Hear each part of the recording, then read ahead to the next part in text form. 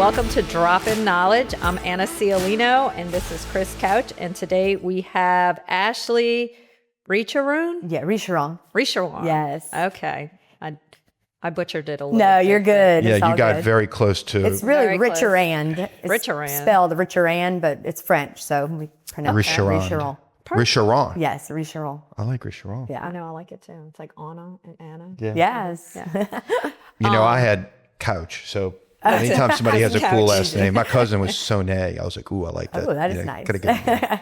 Oh, that's so funny. Couch is so basic. So, Ashley, tell us a little bit about yourself. Let's get started there. Yes. So, well, first let me start with Chris. When I met Chris, he asked if I would, he found out I was one of the owners of Giddy Up, and he asked if I would be interested in being part of the podcast that y'all do. And so originally I thought I was a little nervous. And then when he mentioned that the theme of your podcast always has to do with it takes a village, that really resonated with me because it's something that I say weekly, if not daily, because if you go through my life, 1,000% it has taken a village. And so I'm excited to be here and I appreciate you asking me. But just to get into my life a little bit, my name is Ashley Richerand and I'm one of 6 kids and was born in New Orleans, or really Metairie-Kenner area. And then my parents moved when I was 6 years old to the North Shore. And so my dad got transferred and basically my parents bought land in Folsom. And so they raised all 6 kids in Folsom. And so we went from, I was going to say there's a 17-year span between the oldest and the baby, who's now, whoever that is, I don't even know their ages now. But anyway, we're all old. But anyway. So growing up with 6 kids, Yes. all of which at 17, at some point, were probably all home. Yes, Yeah, at one point true. we were all home for a short period of time. yeah. And Total chaos. yes, it was chaotic, I will say, but it was also my parents. I don't want to say they ran a tight ship because we were definitely, we had a lot of fun, and goofy and silly, but we definitely had a kind of regimented, life. I mean, you have 6 kids, you got to have some organization there. Right. For sure. And my dad traveled a lot. And so my mom, really, she was a stay-at-home mom. And I would say the best there is. I mean, she cooked, she cleaned, she did it all. She got us to, to our meetings for our religion. I mean, she was very much a force to be reckoned with. And my father is the same way, He traveled a lot because he was in the oil field. But he was home a lot too, absolutely home a lot. And I mean, with 6 kids, your mom was like, I'm thinking of all the hats she's wearing. She's like operations manager. yes, That's it. Yeah. Emotional support, Yes. therapist, homework. When I think of homework, warden. Yes. I'm thinking of all the titles, right? Teacher. yes, absolutely. It's, I mean, and a lot of people don't realize that stay-at-home moms, that is a job. And that is a job that does not have a real start time and a real end time. No, it and does it's not. every day, 7 days a week. And it's hard. So when people tell me, like, I'm a stay-at-home mom, I'm like, you have the hardest job in the world. And I well, would and it agree. magnifies the more kids at home. Yeah. Yes. And 1 is tough. I'm not saying it isn't. yeah, for sure. 2 is more challenging. Yeah. You start to bump up to 4, 5, and 6. You're outnumbered. That's In a big way. That's a lot of balancing. Yeah. And she didn't have help. It doesn't sound like she had help because she was cooking and cleaning Yeah. and Uber driver for everybody and getting everybody where they needed to be every day. When my mom would have another baby is when my dad's mother would come and stay for a week or so and assist. But other than that, my parents, just to me, they're the epitome of of parents, I guess. They didn't even get babysitters. I mean, they didn't do a lot of that stuff. I think they had a lot of fulfillment in being with their kids, I guess. Because being that my dad traveled and then would have to come home and have this land and property, Right.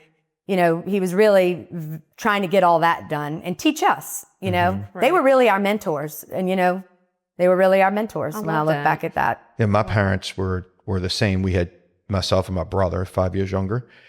And, I can count on my hand the number of times that they went out just the two of them. It was normally when, you know, the tax return check came and there was some extra cash after paying tuitions, and it was like, oh, we got a couple $100. Yeah. Let's go to dinner, right? But generally speaking, it was, and to your point, I think between work and the household things that needed to get done, then their enjoyment really came out of hosting a lot. Sounds like we grew up very similarly. Hosting a lot, being around their kids, seeing their kids' friends, and my parents were young when they had a sister, and so I think they were kind of growing up in a way too, you know, in a good way. Right. They weren't the party people by any means. They set a really good example, but they really took it very seriously. They let us have a lot of get-togethers, and they chaperoned. If we were invited to something, my parents were there, at least one of them. Right. You know, my mom would be back with the kids or the babies or something, and my dad would take the teenagers, you know. And I like to call us first generation, second generation, because my parents, they had my sister, myself, and my brother, and then 6 years later was the biggest gap between the age, and then my sister was born, and then my two baby brothers. And so we always say the oldest ones, we had a little harder. You know, we definitely came from a much more humble beginnings than I would say the last three. But my parents, if I had to say one thing, they were very grounded, extremely grounded and down to earth. And so I think they taught us a really good just way to be, you know, as humans, and just be the best you can be as a person. And, you know, that was my takeaway from growing up with Clolin and Frank. I love that. Wait, what was your mom's name? Clolin. Clolin. Yeah. How do you spell that? CLO-LYNN. Oh, I love that. Yeah, and she think could I've have ever been heard that. Clotilda. So she's like, I'm good with Clolin. Clolin. Clotilda Strong. I feel like that's a name they'd use on like one of these Netflix specials. I know. Yeah. Where it's like age, you know, what do they call it? The Yeah. a period Yeah. story or Yeah, whatever. so What you're talking Clotilda. about. Clotilda. Well, I was almost named Rock On. Oh, really? What? Yeah. My dad. Is that real? Oh, that's a true story. Oh, My wow. dad loved that song. It came out right, I guess. I was born in 74. It came out, I guess, somewhere between 70 and 74. And my dad had his heart set on naming me Are you Rock On. serious? So we could call you Rock for short. Thank God for That'll my, be your thank nickname. God for Rock my mom. On. I'm telling you. Well, my brother's named Chris. I have Gotcha. a brother, Chris. That was a very that's a good popular name. I Yeah. have several friends named Chris That's true.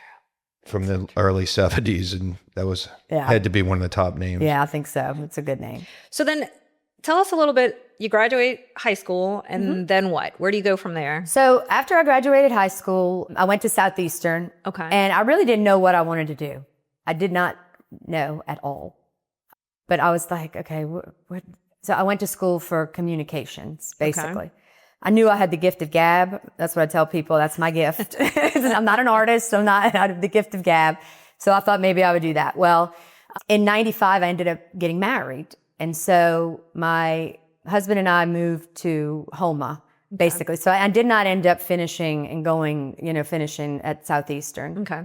But I knew I was born with a very strong work ethic from, both of my parents. So I started working actually, let me back up, because when I was in high school, I went and did cooperative office education, Okay. and I worked for an attorney, and she was a real estate attorney, and it was an all-women's group, and I loved them, and I thought they really taught me a lot, because being that my mother didn't work in the secularly and she worked at home, I guess in my mind, I thought, that was maybe where I was going to go in life, because I really had a very strong desire to have a family. I will say that, from very strong desire. But sometimes you don't know if that's just because, that's what you've been taught, or if that's, Right. kind of who you are. That makes sense. And so basically when I go back, fast forwarding a little bit, I started working for an oil field company in Homa, because Homa is all about the oil field. And so I worked for Tetra. It was a big corporation. And that's where I would say that I really started to believe in myself and really know kind of what I was made of, because they doubled my salary within maybe 3 months Oh, wow. time. And I worked for them for 7 years while I was on this journey of trying to maybe have a family myself one day, and knew I wanted that for sure. And anyway, they really taught me a lot, and I got to learn every aspect of a business. I worked in payables, I worked in human resources, I worked in receivables. And then towards the end, I was the general manager's assistant, basically, and did receivables. So I was always dealing with him. And, and I loved it there. I really did. It was such a good experience for me. I worked with some, really wonderful people, and I got a taste for the oil fields, and I worked there for about 7 years. And you were at the law firm before? Yes, when I was a teenager in high school is when I did that. So when you think about those two experiences, what do you think you took away from working with the group of women who were all lawyers versus what you took away from the bigger company in the oil and gas field? I would say, I guess looking back, I loved that it was all women. Like, I just thought it's kind of what I was saying about, my mom didn't work secularly. And so I didn't really see a lot of women working. I mean, I'm 52 years old, so it was a different time back then. When you look at it comparatively now, what you see, it's definitely that all has changed. But I think it was just exciting to see that women were doing and supporting their families. And I just loved it. I really enjoyed seeing that. And it made me, I guess, believe in myself. Like, you're a woman and you got this, And and it's like, I think there's also something else to when you're growing up, you really only know your family and how that operates. And now you go to friends and you meet friends and you get little glimpses of, what it's like for someone's parents that might do something different than yours, right? Then you get a chance to start working and meeting different people in the context of their careers, right? Which is different than going to your friend's house and having coffee with their parents, eating breakfast, right? And so to me, that was a real awakening. And when I look back, it was kind of like I got the foundation from my dad, my mom, and my dad. And then I started working and I started meeting all these different people. And I was like, oh, this is interesting. Like, oh yeah, this is out there. Like, in You learning opened your more. eyes. Correct. And I felt, my base was so strong from my parents and anything else was just adding to it. But I think that's also part of it. Yeah. Like, seeing that there were women who were working, you knew that obviously, but to be able to interact with them in a way that you had never really done before. Yeah. And none of my friends' mothers worked. Not one that I can look back and remember. So it really wasn't something that I was really familiar with, to tell you the truth. And I mean, it was kind of common back then for moms to be a stay-at-home mom. Yeah. I feel like it's becoming a lot more popular now again. Yeah. Like, people are making sacrifices to keep that one parent home. I agree. I think everybody's just learning and has learned that it is and very important. really, really hard, to be two working parents and raise kids. It's tough. I agree 100%. Yeah. So, and then learning with the bigger group is that I think the professionalism in both places, honestly, but just to see the organization and me getting a taste of, like, this was a major corporation that was in the Woodlands, Texas. I would get to travel there and go experience, seeing a much bigger, the high-rise building, and that type of stuff. I mean, yeah, that is definitely So it was impressive. really a neat experience. And I worked with a lot of professional people, men and women, and I just adored them. And because I'm a people person, so I've got to have that in my, I'm not going to go just to work. It's, even though it's important, but I have to have those connections and relationships. So I really enjoyed going to work all the time and being with them, and they really taught me a lot. So, and then fast forward, actually, when I got pregnant. Okay.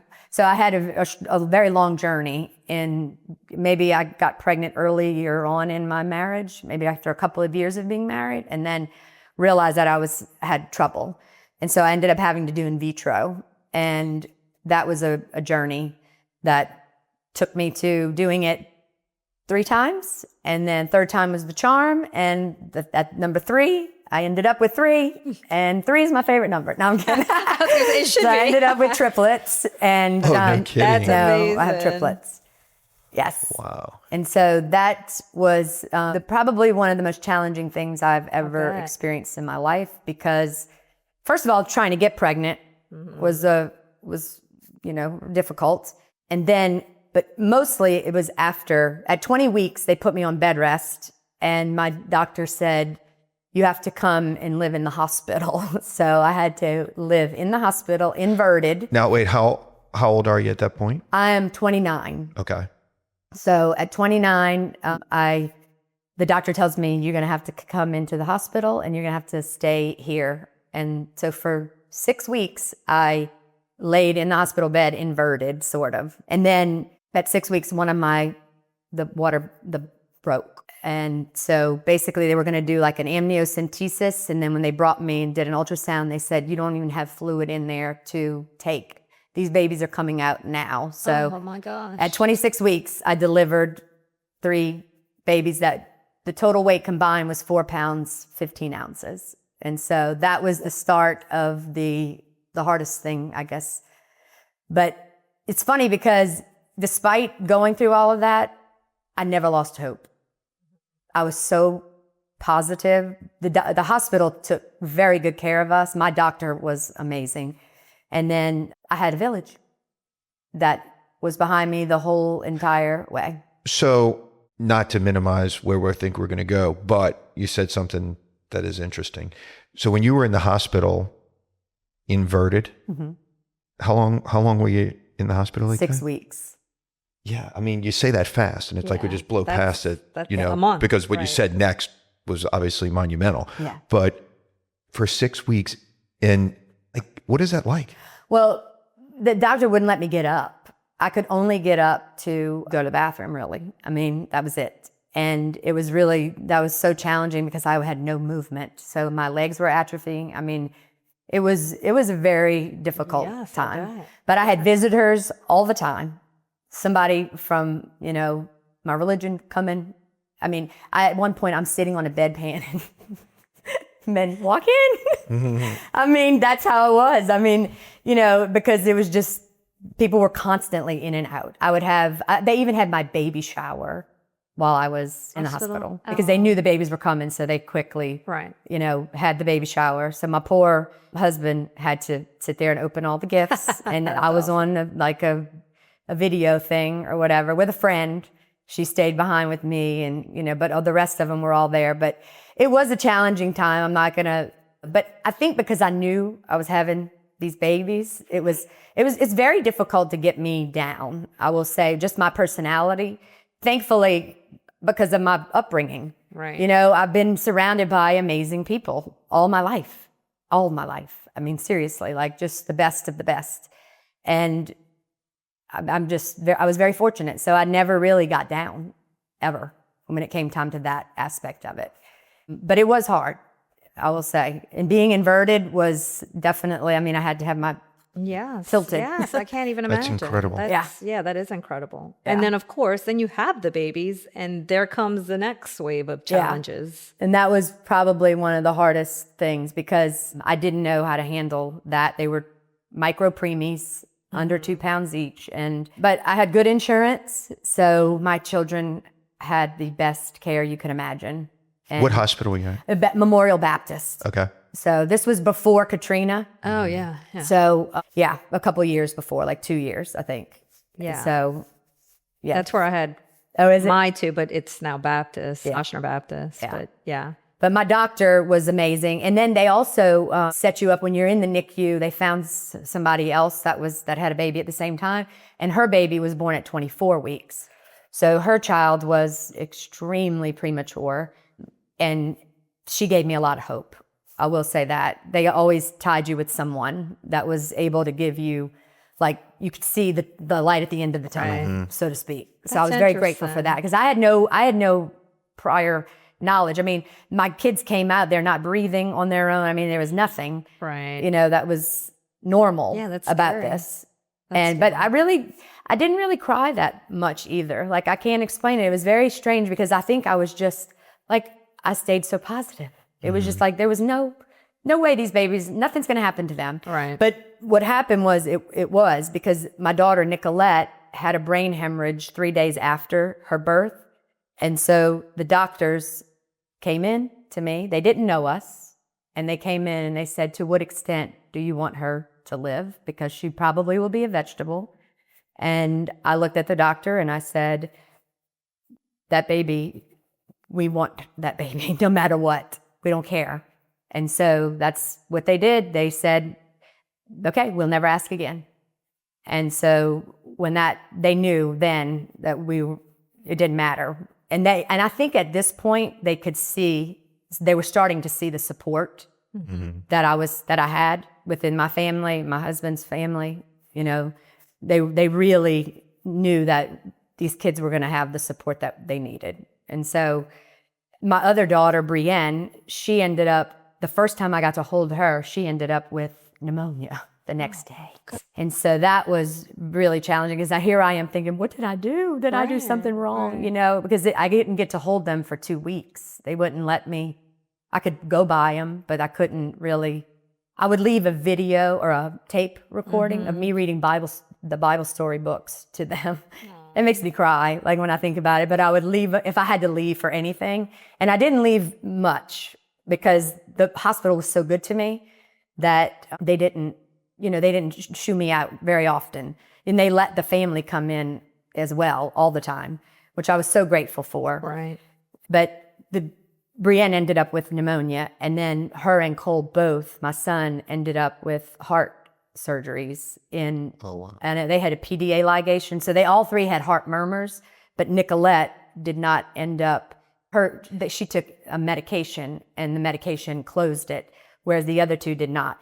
So very early on, it was mass chaos as far as like just dealing with medical, issues and stuff like that. But like I said, we kept going, and I never lost hope.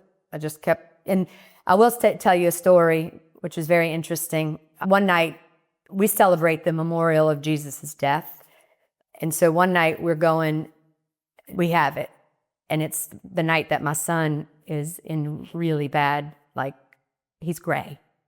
And they said, you need to say your goodbyes. And I'm thinking to myself, there's no way. So they won't let me touch him. And I go over to him and I said, Cole, I said, your sisters, they need you. Like, you're the older brother. You cannot die. Like, and I'm telling him, like, I don't know what to say. Right. So I'm telling him all of this stuff. And like I told you, the doctors would not let me touch him. And the next thing you know, his little hand turns like this. Oh, wow.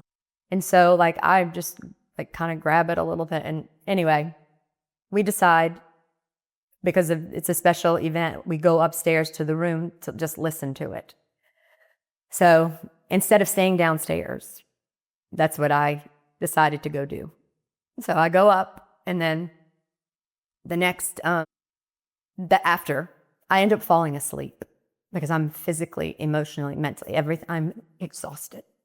So I go upstairs. I come back down, and my whole family had left as well because we all, celebrated this event because it's the most special event for our family and stuff. And so everybody thinks we're calling them to tell them that Cole had passed, and we call him to tell him that he had totally taken a complete turn. And so he turned pink. Everything was better. And the crazy part is the doctors, she put him on 2 different ventilators at the kind of alternating them. And when she did it, the other neonatologist came on and he said, are you trying to kill him? Because they'd never done that before. And she said, I have nothing to lose. And so my son lives, and now you should see him. He's like almost 6 feet tall and healthy, and all my kids. What a scary moment, though. Wow. It was a very scary moment. Wow. I know. I hate that it's 23 years later, and I'm still cry when I talk about it. I don't think something you ever get over, though, Yeah. It's powerful. Yeah, it is very powerful. But for me to leave my child, like, downstairs like that, like, I don't know. I just had this real, I don't know. It's faith is really what it boils down to, It boils down to that. But that's a beautiful story. Yeah. It really is. My sweet boy and my sweet girls. And so they're 23 now. Yes, they're 23. Okay. And yeah, I don't know where we go from here. One that just got married. Okay. Yeah, just recently. And my other 2 are not even dating or anything like that. So They're like, we're just taking our good old time. Yeah. You know, That's good. but they're great kids. I mean, I have to say, we've not dealt, if it wasn't for medical issues, we would not have dealt with much because, and I think that's probably why they're so good. Right. Because it really has brought our family together in that way. My daughter that had the brain hemorrhage, she's had 16 brain surgeries. So she's had to have a lot of revisions to her shunt. And so she also has seizures, but like had that a good bit. So she's a miracle. I mean, they really all three are miracles. It sounds like it. They're very much miracles, but she's dealt with the most as far as the health. But it's really made our family stronger, I think, and really just you rely on each other. I mean, your village. Yeah, and it's interesting hearing the story because I just listened to a podcast recently where there's an interview of a guy who owns one of these, and I'm not going to say it right, these eugenics companies or whatever, where they can look at the DNA of the embryos, I guess, and all this stuff, and decision making associated with that, whether it's things that are health conditions or all the way into, I guess, height and things like that. And I've heard about this stuff, but never really spent any time listening to it, and I obviously have my own personal feelings on all of that. And I think lots of people do. And, you hear your story and it's like, man, it's powerful because it feels like we're moving into a place today where lots of people may make decisions different than you made. Yeah. And look where you are. Yeah. And it's like, to me, it's an important message, at least the way I'm wired and in my faith system, which is, maybe there are certain things that should just be left to the man above. And we're just here to play the cards, right? Yeah. My faith played a huge part in that. Yeah. Well, it's an amazing story. Yeah. And see, I didn't know anything about this. And we're just passing in the gym, waving at each other. It's like, she sells coffee. I like coffee, You didn't think it was going to go to that? Well, little did I know, that it's awesome though. Yeah. And so let's talk coffee. Okay. Coffee. Yeah, absolutely. So the coffee, I'll tell you how that all came about. My dad he's in the oil field. So my dad's way of diversifying has always been in the real estate. And so whenever I decided to move back to Covington, because I lived in Houma, I decided to move back to Covington when my kids were 8 years old, because I'm like, I didn't want to change them from schools too late. That made me real nervous to do that. So I said, okay, they're 8. We're either going to do it now or never. And so my husband said, let's go. Like, it's great. So I started working, since I was in the oil field, I started working for my dad, who's in the oil field. And all I did was do some of his safety stuff because it was very close to the oil spill, the blowout that happened. And so basically they had a lot of rules and regulations that needed to be, mandated, and they needed a safety binder basically in order to pass. And so anyway, lost my thing. Again. I don't mean to say anything stereotypical, but I will say that we are 3 for 3 on people who've dropped mics, and they were all Italian. It's the hands. It's the hands. It's the hands. So anyway, I started working with my dad, and then that was just short-lived. Like they didn't need me to do that. It was just they needed a big binder basically to prove and show that their safety, policies and procedures were in place. Familiar. Yeah. So in that same time, my dad and I started buying some real estate, and we bought a little house, we redid it, and then we sold it. And then we kept trying to do that a little bit. So we've come across the little yellow house in Folsom. So we buy it. We sit on it for quite a while, didn't do anything. Well, one day my sister, my dad, and myself, and I'm not sure who, my mom, we were walking down because we all walk in the neighborhood. And so my dad goes, I want to open a coffee shop, I think. Folsom needs a coffee shop. Because with him working the way he did and traveling, he was always at a coffee shop or something. Right. Needing to do business. So He said, I want to do that. And I looked at him and I said, well, if you do it, we definitely need to name it Giddy Up because it needs to be something with horses because coffee gives you a giddy up and Folsom is full of horses, you know, and then my love for horses, you know, it never left. And so he goes, that's it. That's what we're doing. If that's, you know, so we basically started drawing the planning stages of all of that. He had a draftsman that worked for him in the office and basically we just went right to work, started doing this, but we had no previous knowledge of anything food related other than, like I said, we love food and host a lot of parties and get-togethers. And so, but my dad is definitely not one to, like, if it can be done, he can do it. You know, my dad is a person that really is very capable.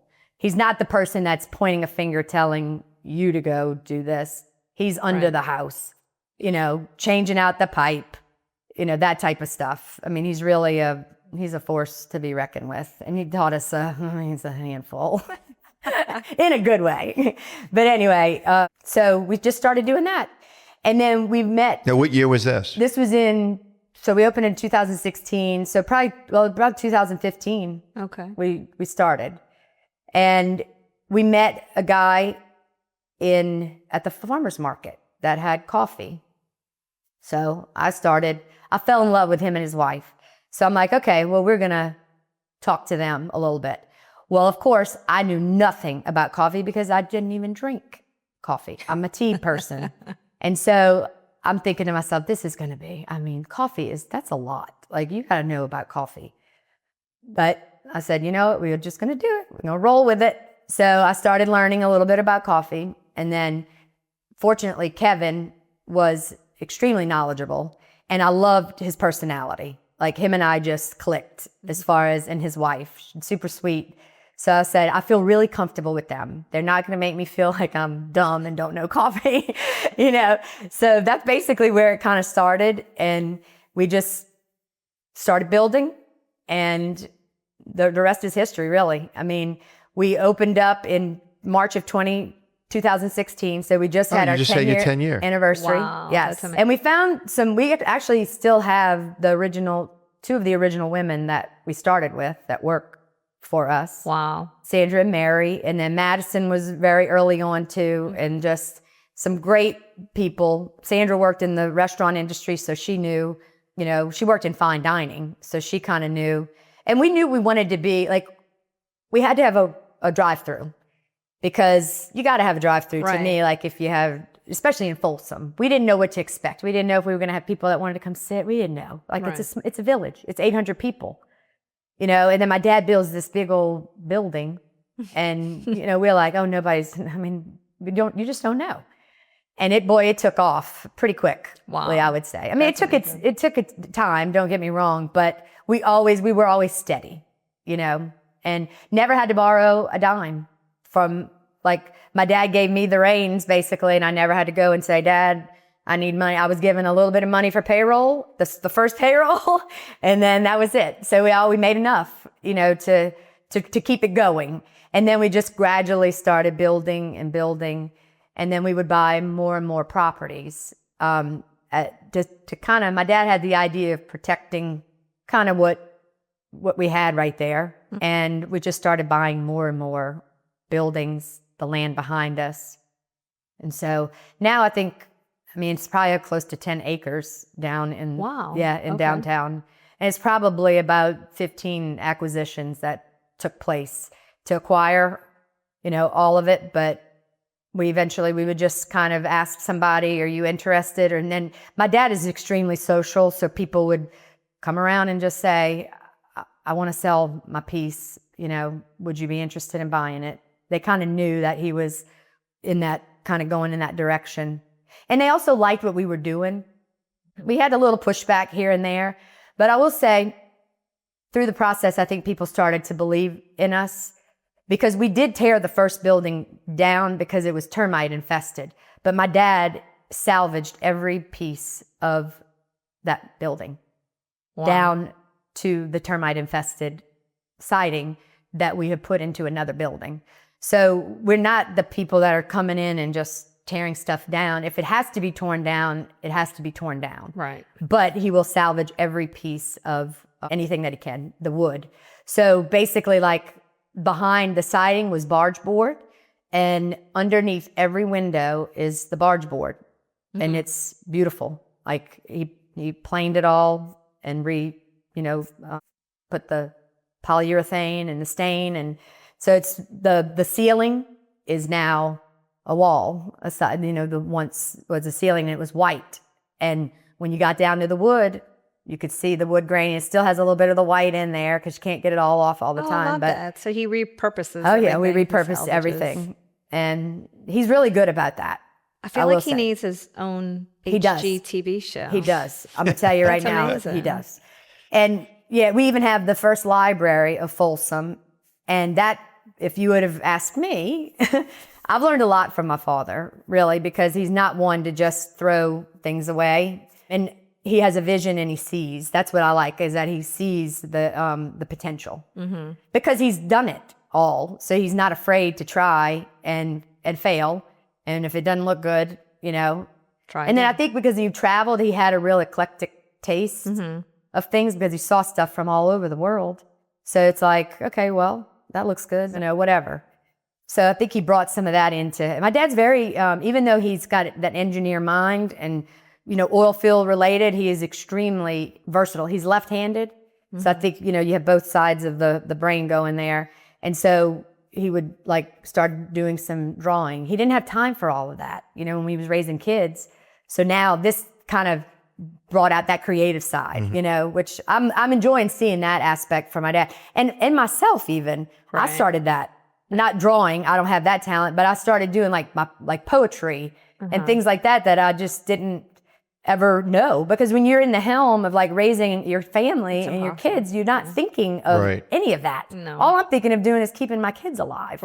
And I got the gift of gab. That's what I had. It was so I didn't think about all this other stuff. So I don't know. I'm enjoying seeing That's him. fun though. That's a lot of fun, Yeah. especially for your dad, who probably retired from the oil field and now has almost this second career. It is. Which I always feel for older people, having purpose keeps them young. Yes. You know what I mean? They're getting up every day and Absolutely. And that brings me Living. to back to Giddy Up, because it is, to me, you hit the nail on the head, because we're not a college town.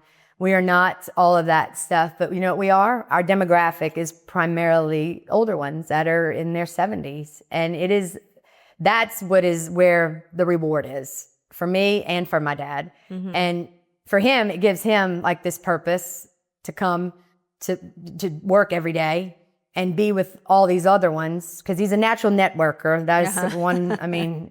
He's got a collection of business cards that will. I love that. Unbelievable. I've never seen anything like it before. I'm like, this is what you're collecting, business cards. But anyway, he's really funny about that kind of stuff. But yeah, the older ones come, and it's really amazing, because so what you see is you'll see two women sitting at a spot, and then you might see two men, and then you see a couple, and the next thing you know, the two women and the couple are sitting next to each other, and then next thing you know, the two men join in, and now they see each other almost every day. They come and have coffee together, so they didn't know each other before, and that's what is super, super cool about that Giddy is Up so cool to me, is Yeah. seeing. And then every Thursday since we've opened for 10 years, there's a group of women that have come to Giddy Up. They're retired teachers.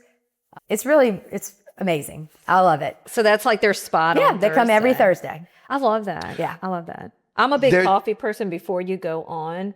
And I have a group of friends that we try to meet once a week. And this has been going on, pretty much ever since I had kids, because I wasn't working full time.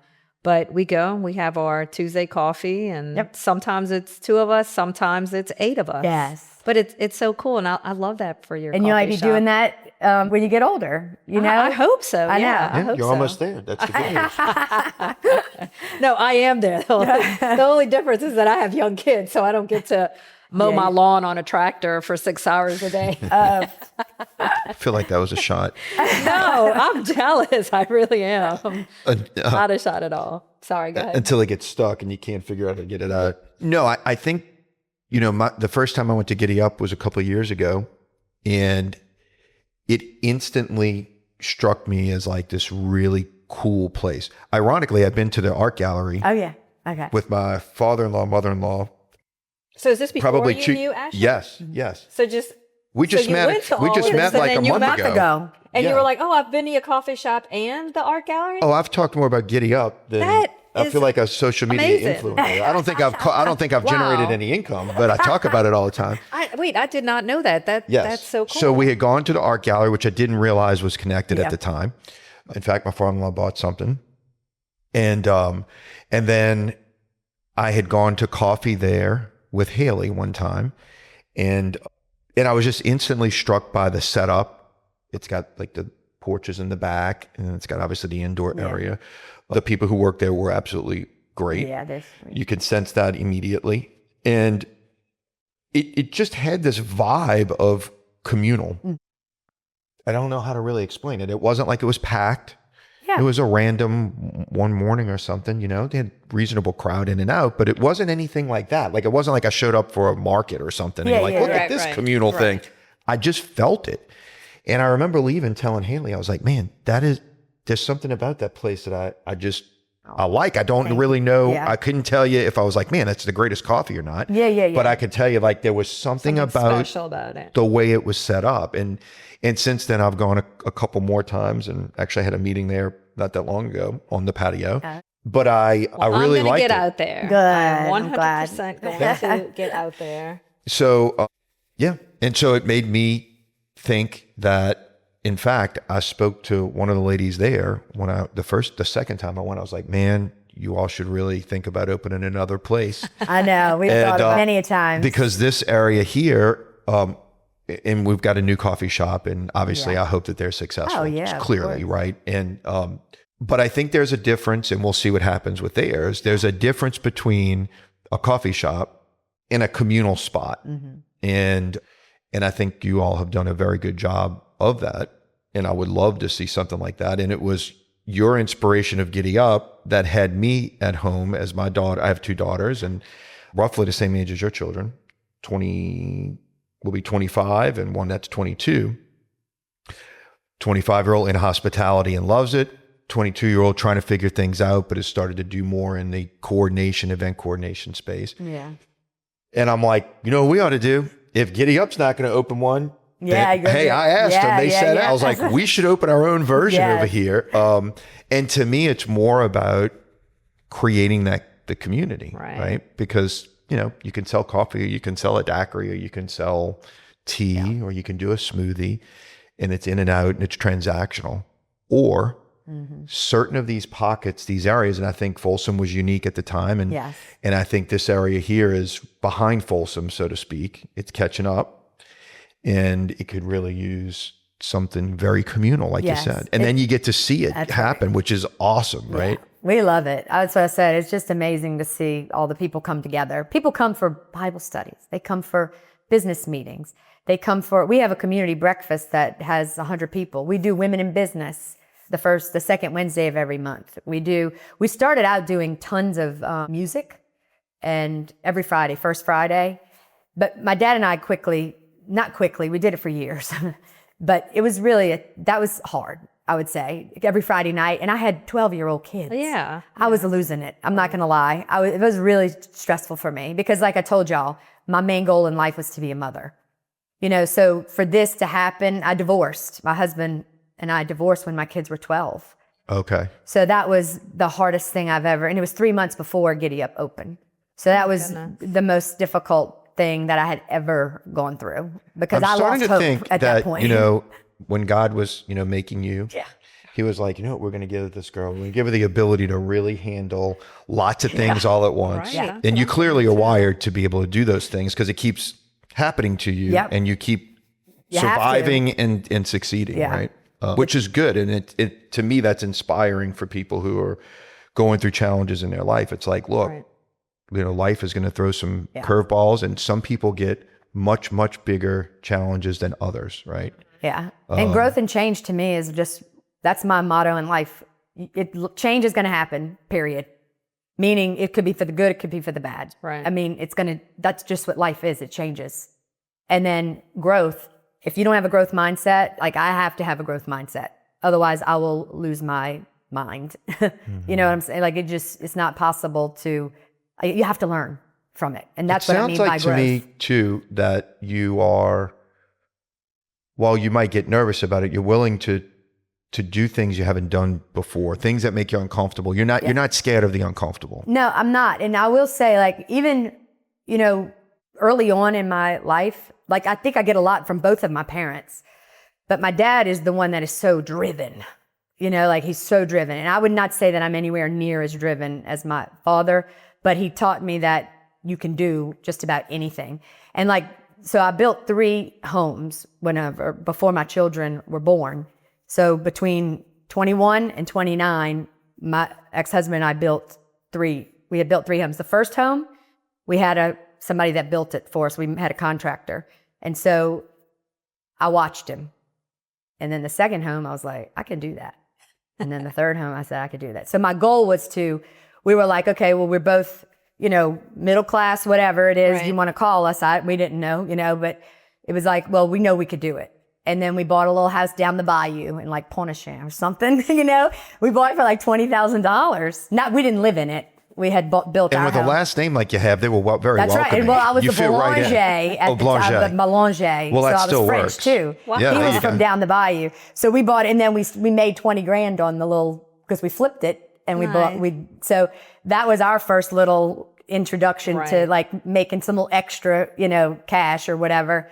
And so, yeah, but that made me believe in myself a lot because, you know, we were a good combination, the two of us. He could do a lot of things. And then I had the mindset of like, I can organize it and pay it and set it all up. So yeah, I mean, I learned a lot doing those little things like that early on in my early 20s, really. Because after I had kids, my whole life went in a good way, but you know, like there wasn't any like building, you know, thinking about building houses. No, you're just thinking, how do I survive today? Yeah. Keep these kids alive. Yes. Yeah. Actually, I did build a house after. I'm sorry. I did build after them. One more. That's it. That's a lot though. Yeah. 4. And I don't know if you'll have an answer to this, but, you know, so when you think about Giddy Up as it sits today, and I want to talk about some of the other things you're doing, but let's just focus on the coffee because that was kind of the beginning. When you look back at the 10 years, like, what do you think made it communal as opposed to transactional? Because a minute ago, you're like, well, you know, you need a drive-through. We didn't know what the hell was going to work. My dad does this building. We're like, no one may even come in. You think coffee, people want to grab it on the go. Very transactional. Yeah. And clearly companies are having a lot of success with that, economic. But what do you think was the special sauce? I think the people that you know. You and your family. Yeah, our family, absolutely. My dad is there all the time. My dad, like I told you, he's a networker. That's what even though he's in the oil field, that's what he did. I mean, I ran into a guy that worked for my dad. He came into the gallery and he goes, I'll never forget, I was in Saudi Arabia. And I said, they couldn't understand me. And I said, Frank, Richerand or whatever. And they go, I know Frank. And that's what he said. Wow. Like, you know, he's like, my dad does not meet a stranger. When I tell you, I mean, he will talk to the wall if nobody's talking to him. Like, usually men are not that talkative. I get in the car with him and I talk a lot. And I'm like, Dad, you talking too much. But we really do have a lot in common. Yeah. So he is like, my dad is just a natural born, like, salesman, I guess. And he really enjoys people. He enjoys getting to know. He likes their stories. He loves hearing. So he talked to people nonstop. I had to do the payroll and the ordering.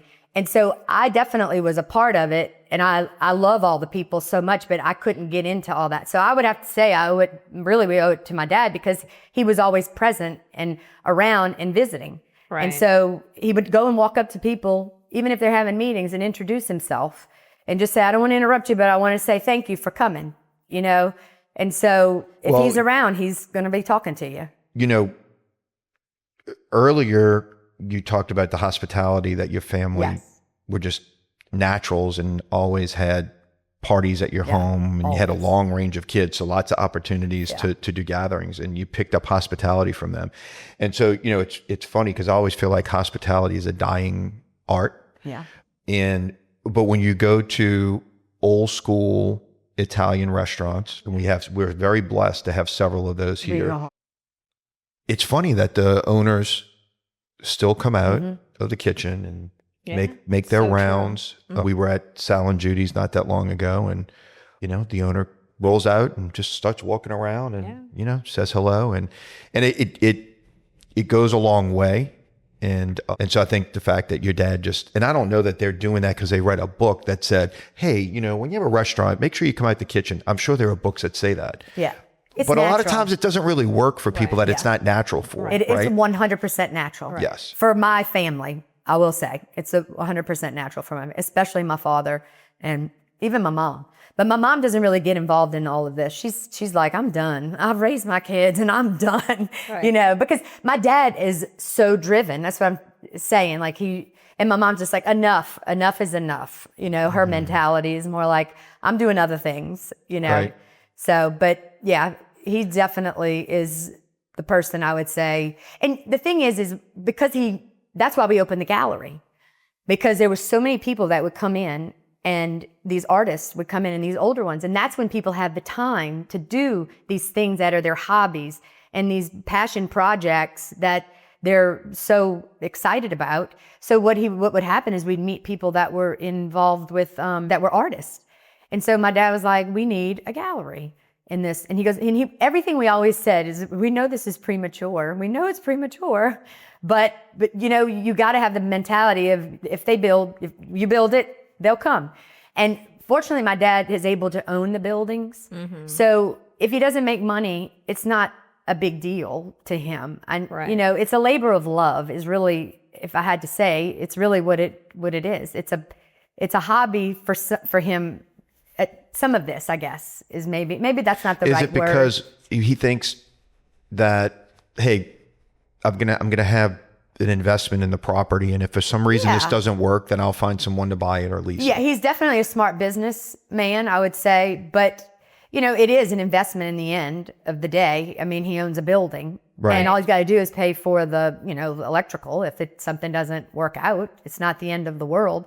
But the best part about it is it gave people a place to now have their art. And so, And here comes a crazy man from California, my father-in-law, driving through Folsom, and he goes, wait a minute, there's an art gallery here.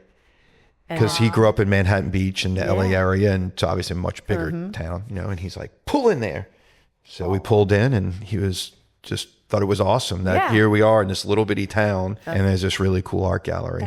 And then he looked around at his wife, Cheryl, and he's like, I'm buying something. He didn't even know what he was going to get yet. He's like, doesn't matter. He's like, because supporting, believes in support. He loves art, but also, in supporting things like that is really cool. And that is the thing about life. Like, you start realizing when you're younger, you have your mind made up on what, you're going to do. But like what this has all taught me is to buy local.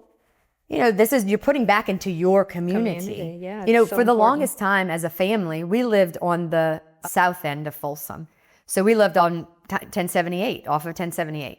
So pretty much, if it wasn't for school and turning to the left and going towards Folsom, we turned to the right, because that's where the bigger grocery store was. Yeah, exactly. And so for us, it was really exciting 11 years ago when we were like, we're turning left. And that's basically what we did. And, we just started building and doing everything we could to try to bring more people that way in a healthy way. Right. We didn't want it to blow up but COVID caused, I would say, more notoriety and awareness to Folsom because people were looking for outdoor activities. Yeah. And then Bogachita is such an amazing park that people started coming to Bogachita, and then they were passing, and then they were seeing that giddy up, and then they were using our drive-through to be quick. And then they were seeing our little paddock in the back and like, what is this? A green space to go and walk your dog or whatever. So it just it was a slow and gradual process, through the last 10 years, but I'm very grateful. When you think about, because I didn't really know how long.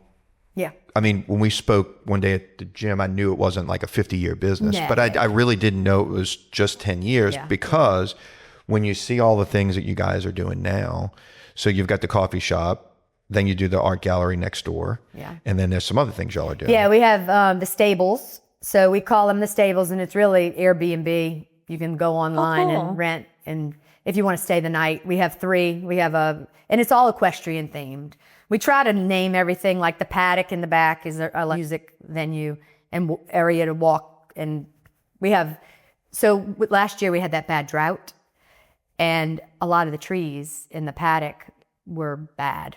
And my dad is like, oh no, we're not tearing that down. He cut the tree at where the bad part was. And then he had a man come in and carve all these animal sculptures through the wood. How cool is that? That's a really cool thing because we have turtles, raccoons, eagles, fox, owls. And then to me, that's such a neat thing because kids love it.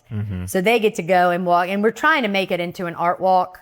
So not only do you have the wood sculptures by Steve Tresvik, great man, you have his sculptures that he's done with the wood, but now we have some other art that's come through, and we're trying to make it to where you just kind of wind through. And then we also have the community garden. So my dad and I had the idea of a garden years and years ago, and then one day we went to a meeting for like some development, and they brought up that they were doing a garden somewhere.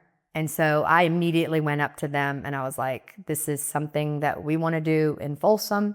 We have the property, we have the land, whatever. If y'all are interested, come and check us out and see. Well, they decided to do it at the park, at Magnolia Park, which we understand, that's city property. You know what I mean? We get it, but we were like, we already had that in our mind and in motion. It already had 2 green barns on it. And so basically my dad was like, we're just going to start doing what we want to do. It doesn't have to be anything. Well, it's turned out to be precious and beautiful. And we have murals there, and we have a ton of Steve's wooden sculptures, but now like there's big, huge stalks of corn and some like a butterfly. And we have like a little mushroom garden and a pumpkin patch, and it's all wood, but it's a good place for kids to go. But we also have the real vegetables. And all of that, we have a master gardener, and we also partner with LSU Ag. They've come in and wanted to be a part of it because Miss Laura, she's so professional and she's doing such a good job. And she's one of the master gardeners through LSU, agriculture. And so anything that is not used by the community, or if you participate, it goes to the food bank. So I think that's what ultimately why it has become community too, is because everything we do involves the people. Right. I mean, otherwise, and so that's what you do. They tell their friends. So when we have like a little art events, they tell their friends, and then they come, and then they're like, and they get to show their art, and then they all look around and kind of see, and then they bring more people. I mean, that's really cool. I mean, yeah. So you can totally spend half a day out there. You can spend a few hours for sure. Now, going back to the art gallery, what is the name of your art gallery? Far Horizons. Far Horizons. Yeah. Okay. So that's a cute story with the name. Mr. Ron Jenkins, who I love and adore, he passed away a couple of years ago, but he came when we were building Giddy Up. Got it. Amazing man. I mean, if he was still alive, you would 1,000% have to interview him because he is the most interesting man I've ever met in my life. And I adore him. But anyway, he had his little gallery, not a gallery, but he worked and collected antiques and all that. And so his name of his place was Far Horizons. And so when we were wanting to open up, I said to my dad, I was like, I wish we could have the name Far Horizons, because my dad's initials are Frank Alexander Richerand. And then the other initials are Frank, Ashley, and Ron, which is, because I would joke and make fun, because my dad and Ron did not know each other, but before Giddy Up, But when Ron came in, it was like those two were like the best of friends. They didn't know each other before, but because they had both traveled, Ron had his children. They lived in like Asia. They lived in Australia. So they had that traveling and that desire. Anyway, he was just the most interesting man. And so I thought, and I used to call him Starsky and Hutch and, you know, like make little cute names up for him. I call him Bo and Luke and I was Daisy. But anyway, I just loved him so much. But I forgot where I was going with my little story, but The name. oh yeah, Far Horizons. Far So Horizons. that's where that came from. I love that. Is that it? But it really is just, I guess, because you think of art, and it's just, I guess Far Horizons. I don't know. It made me think of. I just thought it was a good name. I like it. Yeah. I like it. That's pretty awesome. So this Pretty is all interesting. in the same area. Yeah, so we're the art all walk, buildings connected. the art gallery, the coffee shop. It's almost like y'all have redeveloped that area. If you even call it a redevelopment, maybe y'all have developed it. Maybe they're Yeah, we really did, I guess, develop it because years ago it was a video store. And then I think before we bought it, it was a nursery where Giddy Up is. okay. Where the gallery was where my dentist was when we were kids. Wow. So all these different things, we can remember. We even opened up a snowball stand at one point, and this past year, I decided not to open it for just personal reasons, but it was just, it's a lot managing more people. Right. And when all the kids want to kind of, they want a summer job, but then they're going on vacation with their parents. And Yeah, it's hard to manage that. and I'm just like, okay, this is just not really, I have to put my time and energy into something else. And then it's hard to pay somebody else to do it for just a short period of time. Right. So I don't know. It was just it didn't work out this year, but it was a good little thing to have, and it actually was great because my kids, up until they grew up, that's what they did, and so I was very grateful to be able to have them. And one of my nieces worked there, so we've tried to keep it in the family a little bit, to, have the family work as well. Right. But I'm trying to think of what else we have. So you mentioned something about a library. Oh yeah, that's a good little story. Okay. So the library was the first library of Folsom, and where Giddy Up was where Aunt DC lived, and she was the librarian. Folsom Elementary did not have a library, so they had to walk to the library to go and actually check out a book. And they would allow, I think, 1 or 2 kids at a time to go in because it is literally small, so small. So that little building was pretty dilapidated. I mean, literally the entire roof was caved in. The windows were crushed. I mean, it really, and again, I've learned a lot from my dad. Like, you don't just throw it away, you repurpose it. And so my dad has the idea that he was going to make it a historic designation. And so we did. Wow. And we had a historian that came in, Mr. Jerry Leish, who's wonderful. He knows all about books. And he came in and helped us with that. He started researching it. And so he's actually the gentleman that is there when you go to the library. And so he'll do book signings there. It's directly behind Giddy Up. Like you could literally throw a rock. So it's still a library. Yeah, it's still a library, but it's a museum library, basically. Wow, okay. So what he does is he has books out for like kids that they can come in and take a free book. And then on Saturdays, he sets up a tent and we get donations. So then he puts the little stuff out, labels them, like what type of books, and then he'll sell some, like a book for $1.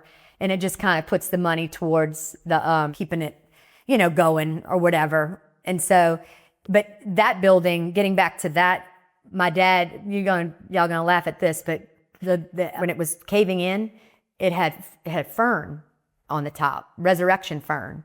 So when my dad decided he was redoing it, he took the whole resurrection fern off, put it to the side, and he's like, that's going back on once we put the new roof. So the roof still has the resurrection fern on it. That's pretty cool. So my dad, I should tell you, y'all really need to interview my dad. He's the one that, is all about sounds like it. Yeah, he's It a very sounds interesting like it. character. So getting back to the library, because I'm invested. You in love the this. library, yeah? So how do you guys get donations on books? So people donate the books Yeah. and you guys sell them and... Yeah, you wouldn't believe the people that call us up. Or I'm leaving books on the front. Okay. Or, somebody's moving and they're like, we're moving. We just want to get rid of our books. We had somebody that donated their entire library. And the thing is like Mr. Jerry doesn't put anything after 1980 because that's when the library was no longer in service. Doesn't put anything Anything before 1980 Got it. is in the library. If it's not, then that's what he kind of sells and will put it out for okay. everybody because the other ones, he actually literally has it. And so in order for us to get the historic designation, we had to make it exact replica of what it was. So like my mother, they literally still had the lines, the little short blinds, and they were so filthy. I think my mom said she washed them like 15 times.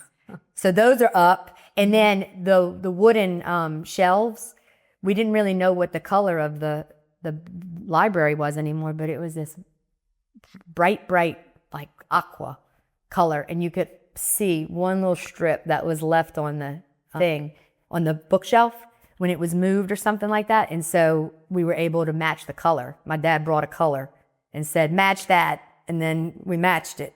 That's pretty So, cool. Yeah, I love the fern.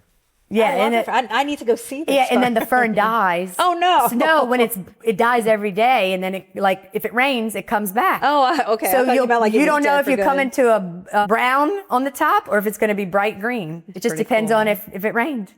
It's amazing. I love that. I know. So the library, the art walk, which y'all call the paddock. Yeah, the paddock is where we have a little stage there is really what we do is to just have a little stage, and that's where people play music. And on Saturday, we have a farmer's market in between, well, it's on the other side of the gallery and in between a building that we're redoing. Right now, that's the next kind of project that we're working on. But we've already redone the roof, and if you go on the inside, it looks almost identical to Giddy Up. On the inside, it's just the outside has a new roof, but the actual walls on the inside and outside are not done. Because we got to figure out what we're going to do. And if somebody wants to rent it, we'd have to build it out. And if somebody doesn't, then we have to do something. And then we still don't know what we want to do. So is this area all like a little town square? Yeah. Oh, that's so basically you have, I love town square. Yeah, I you love basically them. have all the buildings all in a row. And then if you look behind, they all go in like anywhere you can kind of see from Giddy Up. Pretty cool. My dad and my mom own. Well, they're creating the town square. Yeah. It's not We're creating in it. the No. town square. Oh, it's not in the town square. Okay. But was it a town square at one time? Well, Folsom has the two red lights. So everything in that little area is, it just didn't have we didn't have a lot. Like we have Maine's grocery, great grocery store. We have Scoops, a lot of places that have been around, but there wasn't really, like you could go to Gus's and you could sit and have relax and have a coffee and food, but you never had anything that you just like stayed a little while, I It's guess. essentially on a highway, Yeah, but yeah, it's on as a highway. opposed to like a town Like a square town that square has that the has crossing yeah, streets. okay. With Giddy Up, you have a place that people stay for hours and hours and hours. Like they'll come at 8 a.m. and don't leave till, for $2. You got to just get you a cup of coffee and use the And a internet. place to hang out, And we yeah. tell everybody, we're not kidding you out. And I tell them all the time, like, even if you want to stay while we're cleaning, just get a broom. Right. No, but yeah, we love people, That's awesome. We really do. We enjoy everybody that comes, and I love seeing all the older ones. I told her I wanted to do a podcast because I want to interview older ones. I know. I love that idea. Because I'm surrounded by older people. I That's do love my that demographic. idea for you. Yeah. I think that'd be fun. Dropping elder knowledge. Yeah, I know. Well, you meet so many people that are so. There's a gentleman that comes to Giddy Up all the time, and he was a pilot, and so we just start talking to him, and he's just telling me all about. He was in the Air Force and telling me everything, and he loves Giddy Up. He's like, I wouldn't even know what to do with myself if I didn't have it, because he comes by himself every day, and and we just sit and visit with him, and I love that. I love it for him, and it satisfies him for that day. Right. Right. He'll even come in the afternoon. I'm like, you back? So, But I bet they have great stories. yeah, they do. That's awesome. So, what do you think what's one of the maybe biggest challenges that you guys faced with the coffee shop when you first started it? When you look back, what do you think? I'm trying to think. I think I wrote something down. Let me just look. I think getting back to the no prior training in the industry, for me, I didn't know anything about it. I really didn't. I mean, but like, again, I said, once you're capable, it's not like I have this attitude like the sky's the limit. It's just, I know if you put your mind to it, you can do it.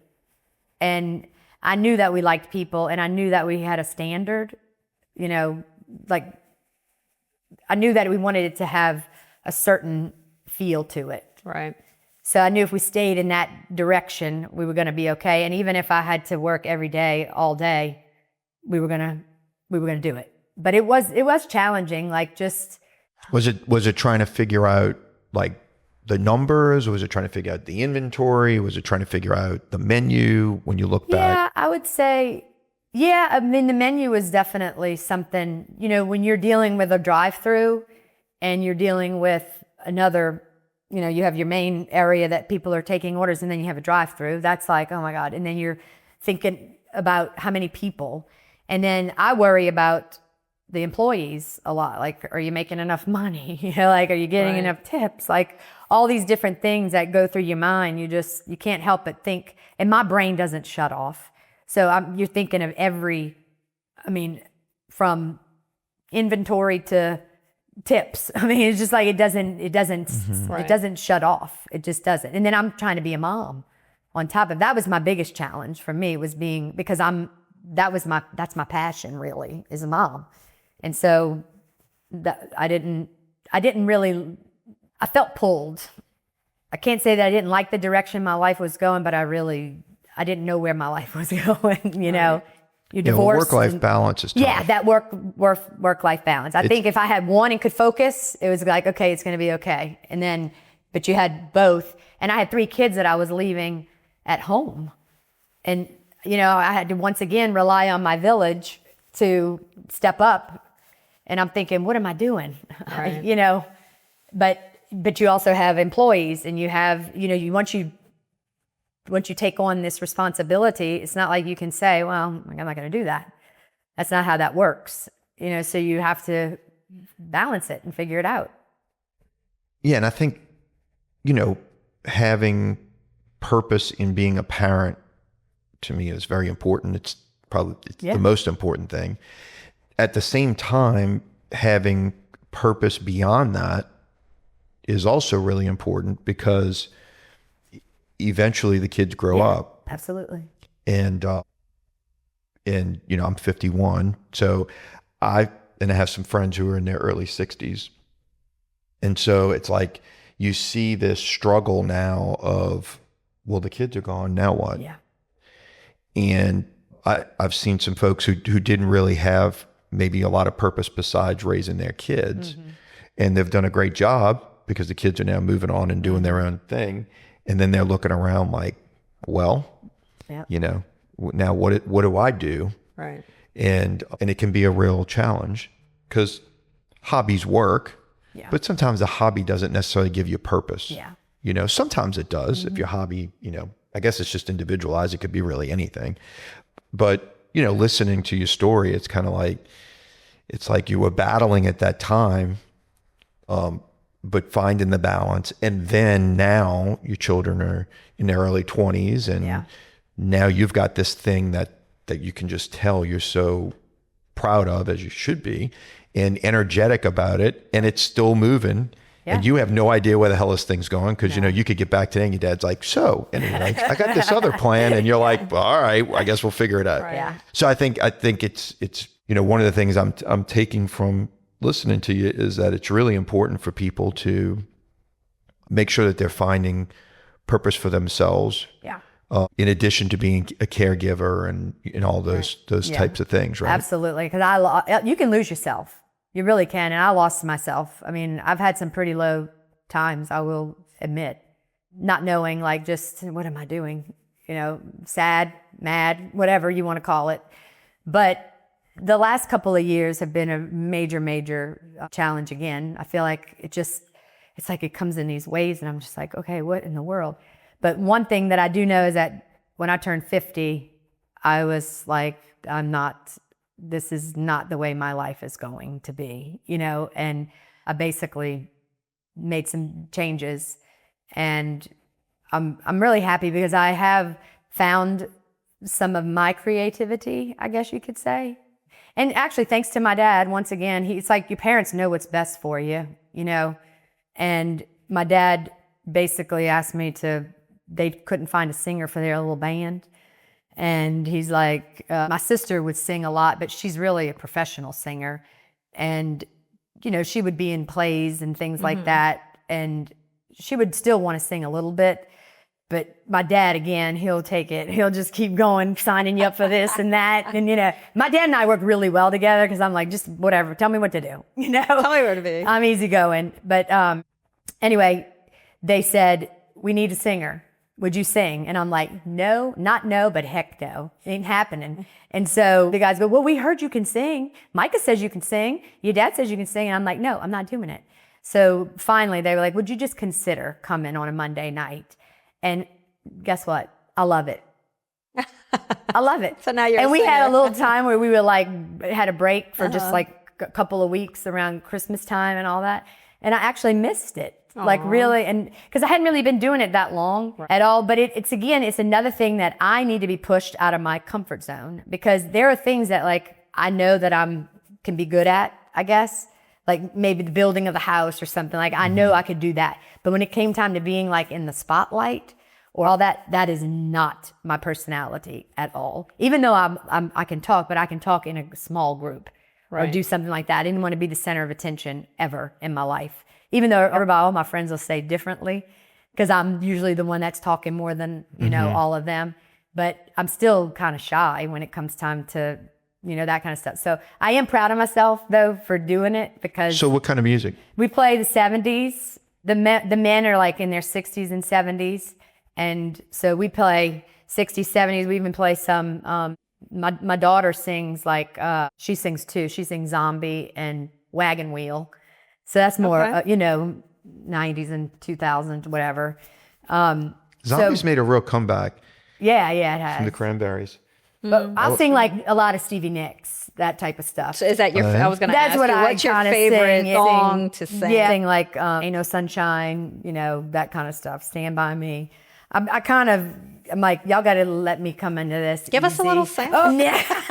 I'm like, she is setting herself up for this. Oh, God. That, you want to make me pass out? Oh, no. Remember, we can edit anything. Yeah, we can edit it. Well, Stevie Nicks is playing Saturday. I know, and I'm planning on going. Are My you? sister goes to every single day of the thing, so I usually go with her for one day. We're currently planning to go. The weather does not I look know, good. that's what. And I'm like, I don't know if I want to be in I know, a that's storm kinda how I all feel. day. I That's guess what we'll happens know. when They you get our age. You're We're like, making that call tomorrow. Yeah, I was going to say, we'll know more by tonight. But back in the day when Chris would take his staff to Jazz Fest when we worked together at the law firm, do you remember some of those days? It could be storming. And he was like, no, we're going. And I would Team be like, building. well, we have clients That's and we have awesome. to I go. love it. But those were miserable days. Like, I won't do it. I won't do it anymore. Well, it's They good were to know- fun. it's good to know she had They were fun. fun, but being in the mud, I mean, sometimes we were like in the mud. It's storming. We're still out there. that's awesome, though. That's some of the fun days, though. In the good I mean, memories, you know. It's definitely a memory. I think I'm just older now, and I'm like, nope, I don't need to be in the mud to listen to music. Yeah. Not doing it. I agree. Well, and I was going to go see Tyler Childress Saturday. Yeah, that's a good one. Because I've never seen I him. love him. And then I'm like, I mean, I like the guy, but how much do I really like Yeah, him? I know. You know, that's kind of where I'm at. Well, I'm a big Stevie Nicks fan, but I mean, I'm with you. I'm still waiting to find out if the weather. Well, maybe it won't be Is- like a whole day raining event. It didn't look good as of last Yeah. night. But yeah, what an amazing voice she has. Yeah, she does have a good voice. I would argue one of the best female vocalists ever. Yeah. When she was in her prime, it was pretty incredible. Yeah, I'm trying to sound like her Oh, well, when I sing it's for good the you band. pick someone who's, Yeah, not I know, the like- best of the best. yeah, top It's like, 5 okay, ever well, that's not female very vocalist. good. So we'll transition into our last question, but before we get there, I mean, I feel like some important things came up, or themes, I would say, in this podcast, is believing in yourself. Yeah. You can basically do anything you want to do. You just have to work hard. hope, a lot of Yeah. hope. And the last thing was pushing yourself out of your comfort zone. So I think those were all great, great little topics and little drop in knowledge. Yeah. Things that came up. So I definitely thank have you to be so much pushed. for that. Oh, thank y'all for inviting me. I appreciate it. This is another thing that would be out of my comfort zone. And you did great. And you did great. And so we'll end up with one easy question. Okay. And this is a fun question. If you could have dinner with anyone, who would it be and where would you go? Okay. Well, I'd take Stevie Nicks. No. All right. That's a good one. I think if I had to do anything, I would want my mom and my dad. Awesome. They're getting older, and I'm really struggling with that, I would say. Seeing them, my mother had a stroke recently, so that's been very challenging for us as a family. She is the matriarch of this family. She is the glue, and my dad too, I see him struggling. So it's like, I want to spend as much time as I can. I'm very grateful to work with my dad, even though he does drive me nuts most of the time. I do love them so much, but I know I would want my kids. That is one. And I think I would take them to the man cook because the man cook is hibachi. Oh, okay. And that was just their thing we did as kids. And it's just always a good memory for me. They loved to go see the man cook. Could you catch the Yeah, I egg? caught the egg a few times. This big mouth, what do you think? I love it. Yeah, I love so- it. Well, awesome. I think that's a great answer. And again, thank you so much. Yeah, this Thank was y'all. great. I appreciate it. This was Yeah. great. You Very did much. great. And we're coming to Giddy Up. Yes, we are. And it's on me. So when y'all come, make sure you Well, I text want to me. I want to do everything. I want the works. Yeah, I well, want I'll to do take you Giddy Up, around Far for sure. Horizon. Yeah. I want to go to the back. I want to do the We even have a few Sculptures. buildings that we rent to people. And one is Daisy's Vintage Market. And it's a really neat place to go to. You would enjoy going to see what she has. She curates her place fantastic. And it's like a little mini market that people bring their things and then, okay. they can sell it. So it gives a small place for people to have some of their creative side. Yeah. Not like the art gallery where it's a lot of pictures and, that type of art, but they might sell even old iron pots, Nice. and kind of fun stuff. Neat Vintage. stuff. Love Vintage it. though. Love it. We have a reason to go to Folsom. Yeah, you do. Yes. All right. All right. Well, it's great seeing you. Yes, thank you. Take care. Okay, bye-bye. Bye bye.